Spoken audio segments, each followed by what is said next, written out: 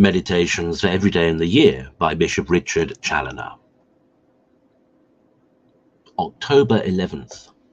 Other prescriptions against pride. Consider first that in order to overcome your pride, it will also be of good service frequently to reflect how vain and empty, fading and perishable those things generally are which men are apt to be proud of, such as worldly honours, riches, beauty, fine clothes, etc., which give no real intrinsic value or worth to the possessors, nor serve to make them one whit the better in the sight of God, but on the contrary, if they are proud of them, make them by much the worse, yea, odious and contemptible both to God and man. For everyone hates and despises himself, and such as proudly seek to exalt themselves are generally humbled both by God and man. And as to the gifts of grace or other talents received from God, it is still more criminal to be proud of them, because the more valuable they are in themselves, the greater is the sacrilege in robbing God of the glory of them by taking pride in them as if they were our own and not his. Oh, 'tis humility alone that is both the guardian and the best ornament of all other virtues. They quickly degenerate and turn into vices when we begin to be proud of them. Consider, secondly, that we may also extract an excellent antidote against the poison of pride from the very consideration of the deformity of our pride.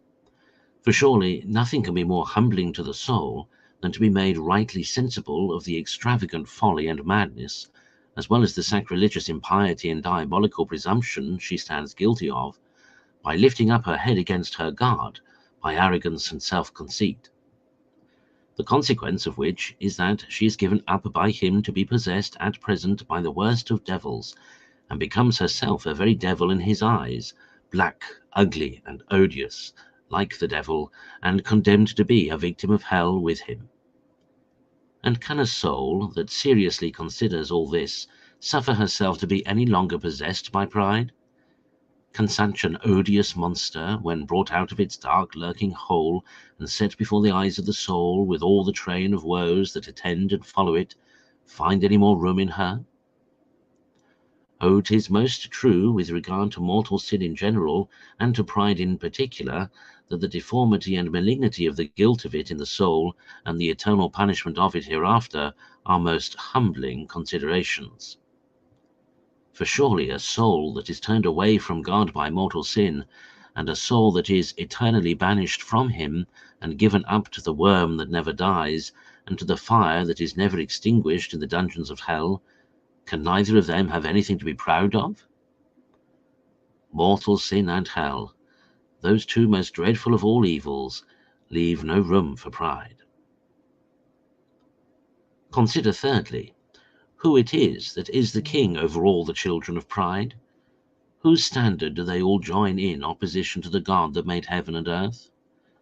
Alas, they all join with Satan, their mortal enemy. They follow him against their God, their Maker, their Redeemer, and their sovereign good. And what expectations can they have for following him for their king, who is already himself condemned to hell? Ah, no other than endless confusion, perpetual discontent and uneasiness here, and everlasting damnation hereafter. Oh, it was this joining with the king of pride that has entailed all kinds of miseries upon the sons of Adam. To remedy these, the Son of God came down from heaven by the mystery of his incarnation, and humbled himself even to the death of the cross, to oppose the standard of his humanity to the standard of the devil.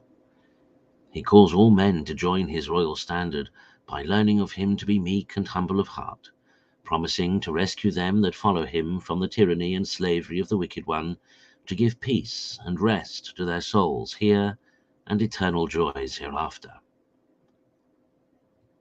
And shall we balance for one moment which of the two we shall join, the king of pride or the king of humility, the tyrant of hell or the God of heaven? See here, my soul, most urgent motives to renounce thy pride and to embrace humility. The one is suggested by Satan, who is damned for it. The other is taught by word and example by the Son of God, who by it has opened heaven for us. The one is the road to hell, the other to heaven. Conclude to renounce the king of pride with all his pomps, and to shake off this heavy yoke which never suffers the soul to rest, and instead of it to take up the sweet yoke of Jesus Christ by meekness and humility, and thou shalt find refreshment here and heaven hereafter.